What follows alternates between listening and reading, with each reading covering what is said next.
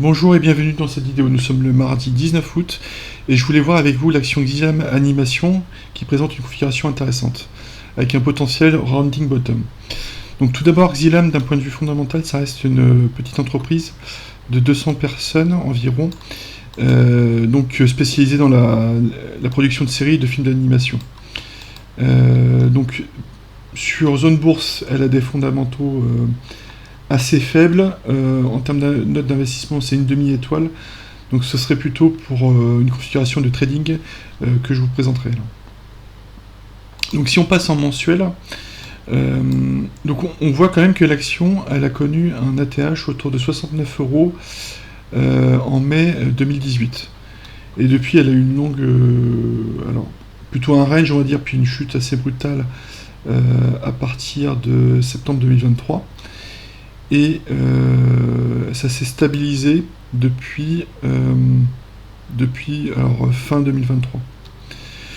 Donc ce qu'on voit, c'est qu'on a eu en weekly, donc on a eu un range, puis une nouvelle baisse. Et là, en fait, on a eu un rounding bottom qui a priori s'est créé, mais qui n'est pas encore validé, donc attention. Donc, je vous ai mis donc la ligne de coup environ à 3,70.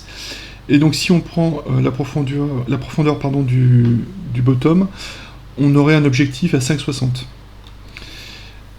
Donc si c'était confirmé qu'on avait un breakout, on pourrait imaginer une sortie comme ça avec un pullback et puis une hausse vers l'objectif. Ou alors, ce que j'imagine plus, c'est peut-être un double bottom, c'est-à-dire que la ligne de coup ici fait résistance à 3,70, on repart à la baisse, on refait un bottom et on repart attaquer la ligne de coup. Donc deux scénarios possibles à voir. Aussi ce que je voulais vous dire, donc on a un objectif avec le bottom à 5,60. Ce qu'on voit, c'est qu'on a une résistance autour de 5 euros. Alors, attendez, on la verra peut-être plus en mensuel. Voilà. Donc c'est cette barre rouge ici. Donc qui a fait résistance en 2016 et puis lors de la stabilisation là, lors du range. Donc moi ce que je vous proposerais si vous rentrez à l'achat, alors suite au breakout du rounding bottom ou suite à un potentiel double bottom, c'est plutôt de viser les 5 euros, un peu avant les 5 euros. Donc ce qui ferait un potentiel autour de plus 1, plus 25% par rapport à la ligne de coup à confirmer.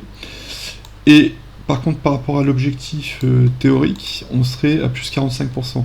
Donc ça pourrait être une prise de bénéfice en deux étapes si le scénario à la hausse se confirmait. Je voulais vous montrer aussi quelque chose en daily. Alors en daily, alors effectivement, sur la dernière baisse, en fait, on a eu un gap important et donc qui a initié ce rounding bottom et ce gap qui a été comblé. Donc je vous le représente là. Voilà, voilà le gap ici. Hop, en vert. Donc voilà, donc gap qui a été comblé, donc qui a priori ne ferait plus résistance, en tout cas à la hausse. Donc on est vraiment sur une résistance autour des 3,50, 3,70. Si on regarde aussi, ah oui, alors si on regarde les moyennes mobiles, donc la moyenne mobile 30 semaines, elle commence à s'aplatir, le prix est passé au-dessus, mais elle n'est pas encore haussière. Donc à voir. Bon, je pense que ce qui va être décisif, ce serait plutôt un breakout de la ligne de coup. Sur les volumes, on va aller voir en daily, mais en weekly, rien d'exceptionnel encore. Donc pas encore d'engouement pour l'action. Au niveau RSI hebdo, on est au-dessus des 60. Donc c'est un premier signe positif de l'intérêt. Donc il n'y a pas encore d'engouement, mais il y a de l'intérêt pour l'action. Repassons en daily. Donc pareil, en daily, donc pas de volume exceptionnel par rapport à la moyenne mobile de 100 jours là qui est en noir.